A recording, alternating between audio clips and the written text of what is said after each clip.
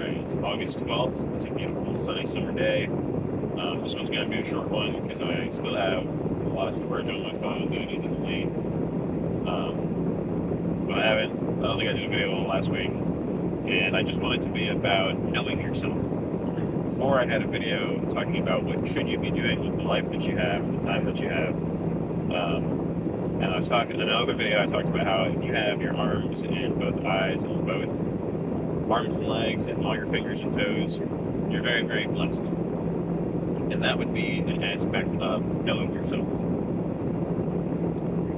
I said if you don't have any of those things, don't get upset with me. But that would be something you know about yourself, and then say you heard that and you didn't get upset, that's also something about knowing yourself. Like, you now know that you are upset when somebody says something like that, or points out that you're missing your finger, even though they don't mean to upset you or mean to offend you. But you know about yourself that you're insecure or you're self-conscious about that aspect of yourself. And I was thinking, how do you get to know yourself? They say, all knowledge is self-knowledge because, it's from your point of view. But how, if you set out and said, no, I don't feel like I know myself. I'm 30 years old. I'm 25 years old. I'm 55 years old. And I wish that I knew myself better. And I'm going to set out on a mission to know myself. How would you go about that? And what would you do? Now, some people might say, meditate. But I really think that is probably the opposite of what you want to do. I actually can't think of, a less productive way to figure yourself out than to simply close your eyes and sit still in a room in silence and ponder, nothing, just sensory deprive yourself. I feel this whole life is a journey of getting to know ourselves if we choose to accept it. But people run away from themselves. They really numb themselves and they try to avoid knowing themselves because they want to think that they are one way when they have no real ability to prove it. So how do you prove it? How do you prove that you know who you are? And how do you even know who you are in the first place to be able to say this is what it is, to make the claim to prove? To say I am brave, or I am strong, or I am a hero, or anything like that. How do you actually know? A lot of people just watch movies and they see a guy do something amazing or beat somebody up or run really far or do some feat of athleticism or intelligence, and they're yeah, if I was in this situation I would figure it out. Meanwhile, they spend all their time sitting on the couch watching Netflix and not really, they're just assuming that's who they are. They see a representation of it, that's how they feel inside, or they like that and they like themselves, so they make the association, that's what I am, I'm like John Wick or Bruce Willis or whatever. And so the way to know yourself isn't to meditate. Not saying that meditation is useless, but you would think it's to set yourself up against a challenge or a mission or a goal or a journey, and one that's actually going to test you. If you're an adult and you're my mission today is to recite my ABCs. That's second nature. But every single person starts out as a baby that has no faculties whatsoever. All they can do is eat and sleep and cry. And we all build upon our knowledge from there. So to truly get to know yourself, to know what you're capable of, a lot of my life, especially after marrying my wife and having my children, I feel those things are such blessings and such, things I would never thought I would have when I was a teenager, that now I'm grateful every day just on that basis alone. So I think how can I turn these blessings outward and give to other people, or show other people that there is a path to life, that you actually can justify the suffering and justify just all the time you're spending here, even though as a teenager sometimes it seems miserable and pointless. But if you really want to achieve anything, you have to know what you're capable of. And it's got to be like one way or the other. You can't just complain about everything all the time. Like, I guess what I should say is you can't hate yourself and hate everyone else. Or you can't hate yourself but think you're better than everyone else. And if your life sucks and you're just miserable and negative all the time, you're not winning. So don't talk down to other people. You might be better off just accepting you're not the guy who's the life of the party, who is super strong and clever. Like, if you are a very average person and you don't have a lot of pull in your life, and you are behind where you think you would be in life, ask yourself, is it because you're actually not that smart, you're actually not that capable? Is it because you haven't put the effort in that you could have?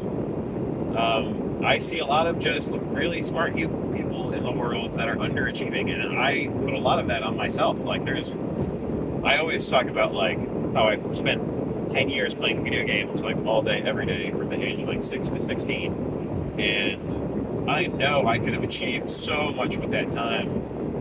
I could have applied myself, taught myself so many different things in that time, and it's in the past. There's nothing I can do about it now. But ask yourself, if you just stop playing video games today, what could you do in a year? And if you honestly, you're the one who knows if you honestly give it a shot. If you go on a diet and start an exercise routine, you're the one. It's just between you and God, how truthful you were to yourself and how committed you actually were and how much intention you had to making that change in your life. Nobody, you can blow smoke up everyone's rear for all of the time you talk to people about oh, this is my goal and by this time I'm going to do this, but only you can really sit down with yourself and say in 3 months, I will write an album, or in 1 year I will read these books, this book series. It's just between you and God, whether or not you commit to the things you say you're going to. And if you don't set yourself up against something that's a challenge, you're never going to know yourself. You're never going to actually have any basis. And you never truly know.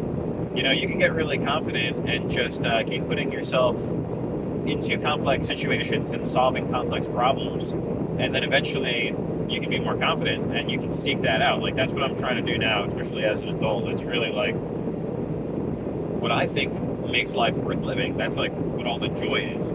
Garden season every year. I'm another year where the weather is going to be different. I can't predict when it's not going to rain, and I can't predict when the last frost date's going to be.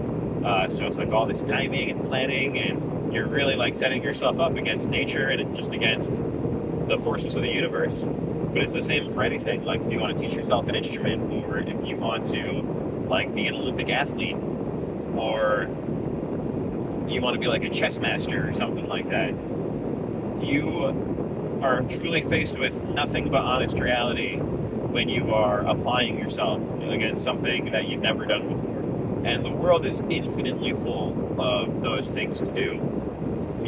So it's really hard to talk about what should you do with your life. There's so many choices, and I know a lot of people can feel stuck. I've definitely felt there wasn't a lot of options for me.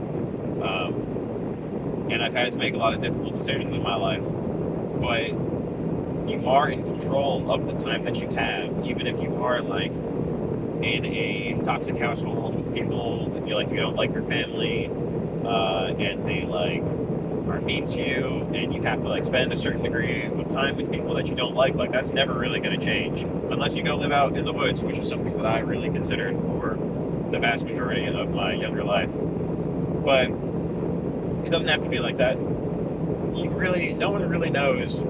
Just like you don't ever truly know yourself, we're never truly aware of how much there is to be grateful for and how beautiful life can be, because there is no upper limit to how beautiful life can be if we sat and put all the time and effort we could every day into making our lives more beautiful.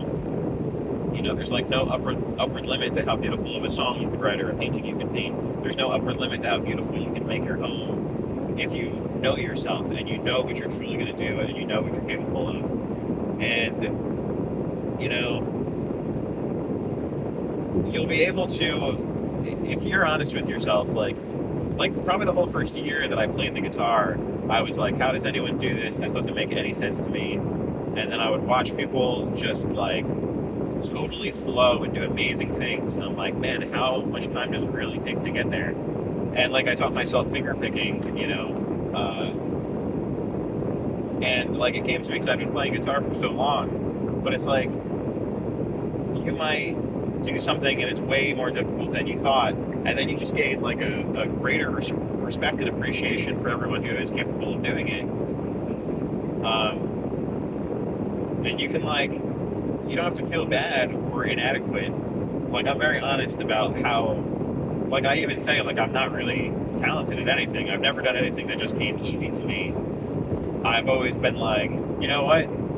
At some point in the future, I would love to play the guitar around a bonfire for like my wife and kids. And so I'm just going to put the amount of time into practicing that. So when the opportunity arises, my life can look like that. Like that's in my control. I manifest it. But like, just don't, you got to know yourself, man. If the more your opinion of yourself and your actual model of what you're capable of and who you are as a person, the closer it is in your mind to reality, then the easier decisions are going to be. The more you find like what your actual purpose is, like if there are things that are repulsive to you and yet you keep trying to go towards them and you are not talented at it and you're not successful, find the thing that you are good at that is good for other people and that other people enjoy. Like don't just beat a dead horse, I guess. I don't know. I'm actually surprised that I've got 12 minutes of video on my phone. I expected it to cut me off by now. But yeah, it's a beautiful Tuesday.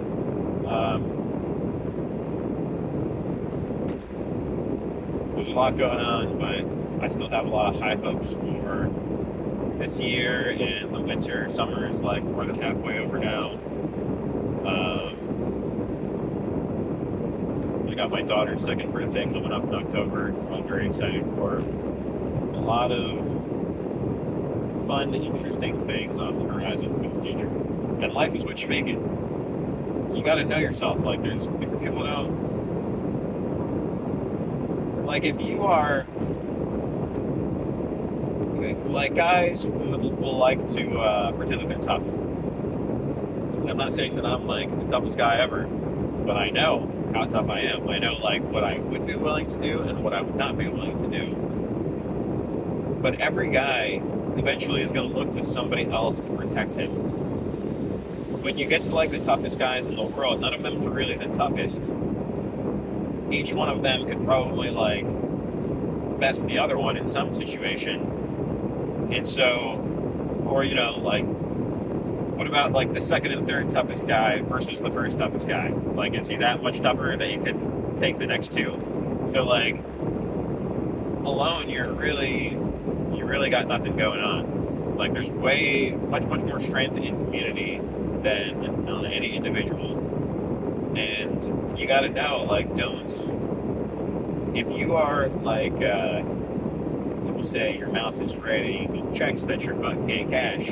But if you are like making claims and making, you're like overdrafting on what you're actually capable of. If you are over-promising things to people and then under-delivering constantly, very quickly your reputation is ruined, and you might not really remember it like everyone else does, but people will remember times that you said you were going to do something and then didn't do it, and that will affect you for the rest of your life. Like, those people will not forget that. So, no, it's important to know yourself. It's better to under-promise and then over-deliver, so that way you're not in spiritual debt with the things that you said were your intention and that you didn't actually deliver on. I think that's good enough for me. It's a wonderful day. I hope everyone has a wonderful day, and I hope somebody finds this helpful.